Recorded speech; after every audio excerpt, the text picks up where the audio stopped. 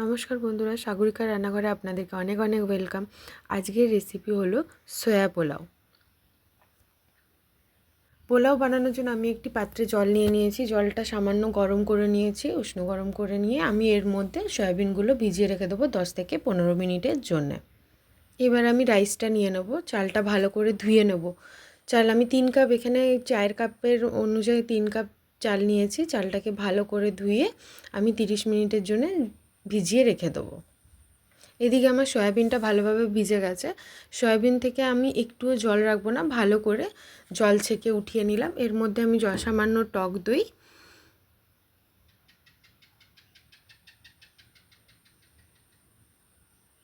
লবণ, হলুদ গুঁড়ো,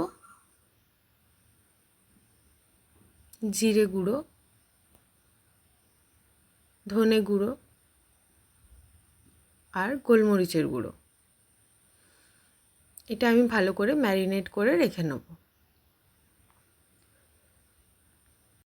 এটা ম্যারিনেট করে আমি 10 মিনিটের জন্য রেখে দিলাম। এরপরে আমি এখানে একটি কড়া নিয়ে নিয়েছি। কড়ার মধ্যে সামান্য ঘি নিয়ে নিয়েছি। ঘিয়ের মধ্যে এবারে আমি কটা গোটা গরম মশলা দিয়ে দেবো। এখানে আমি দিলাম তেজপাতা, গোটা গরম মশলার মধ্যে আমি দারচিনি দিয়েছি, লবঙ্গ দিয়েছি আর এলাচ দিয়েছি। এটা একটুখানি নাড়াচাড়া করে নেব। দিয়ে এর মধ্যে আমি কেটে রাখা কুচনো পেঁয়াজগুলো দিয়ে দেবো।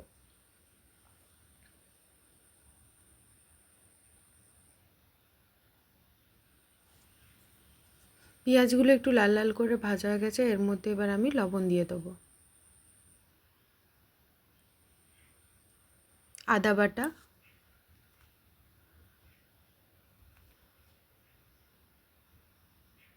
রসুন বাটা। এটা ভালো করে নাড়াচাড়া করে নেবো। এর মধ্যে এবার আমি কয়েকটা ভেজিস দিয়ে দেবো। তার মধ্যে আছে ক্যাপসিকাম কুচি,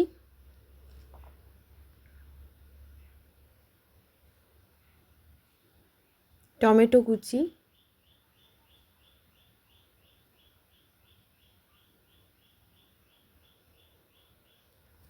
আর গাজর কুচি।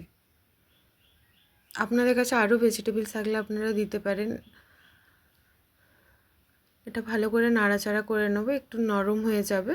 এর মধ্যে আমি এবার ম্যারিনেট করে রাখা সয়াবিনগুলো দিয়ে দেবো।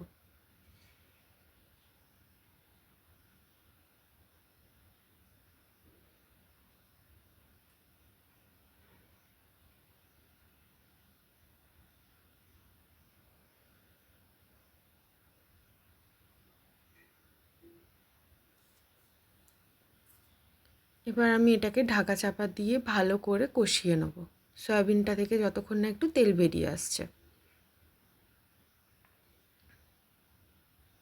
সয়াবিনটা আমাদের কষানো হয়ে গেছে।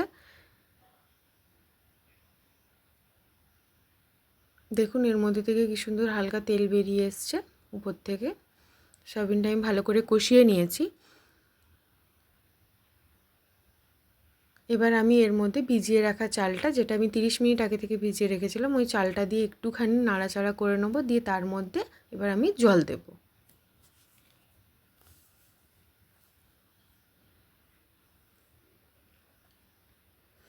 আমি এখানে ঝালটা দিইনি তেমন একটা, আমি গোলমরিচের ঝালটাই প্রেফার করেছি। আপনারা যদি চান তো লাল ম্যারিনেটের সময় যখন আপনি সয়াবিনটা ম্যারিনেট করবেন তখন আপনি লাল লঙ্কার গুঁড়ো দিতে পারেন।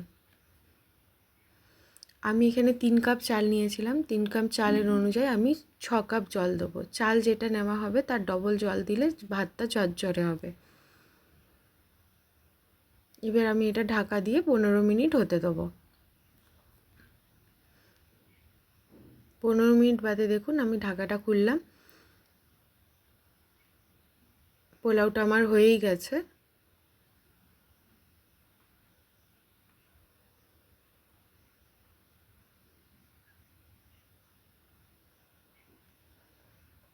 এবার আমি এর উপরে সামান্য ধনেপাতা কুচি দিয়ে পরিবেশন করব।